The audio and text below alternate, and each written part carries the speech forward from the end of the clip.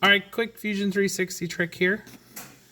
We're in surface modeling. We are in the form tab where we're going to T-splines, and we're going to add this little hood vent feature to this little Mustang-esque front end that I'm designing for this pickup truck. That's a iconic little 90. So we're going to make it in this panel. This is one of the faces of the body, and we're going to go to our modify. And this is like usually what you use to, drag the bodies around, We're going to hit the Alt key, and we're going to drag this in. And we're going to position, drag it in again, and position. And we're going to hit OK.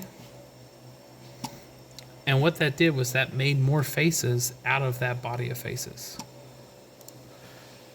Now we're going to delete that face. And we're going to bring this in. Bring this in. We're going to bring this down. Bring this out. Bring this up. But this is a great little way to make ducting for, NACA ducts or whatever you want to add. So we're going to look at this the same way. We're going to bridge multiple panels here. And we're going to go Alt. Bring this down. Bring it down. Control these guys back.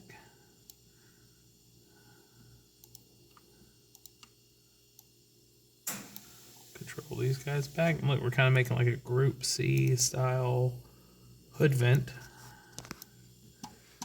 Maybe we'll crease this. But you're able to add paneling to the middle of your panel. It's a great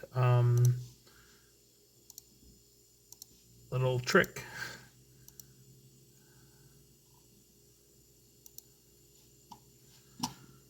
And so with some splines,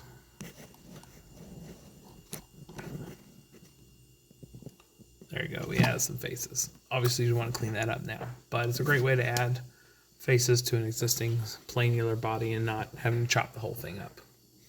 Use that Alt key.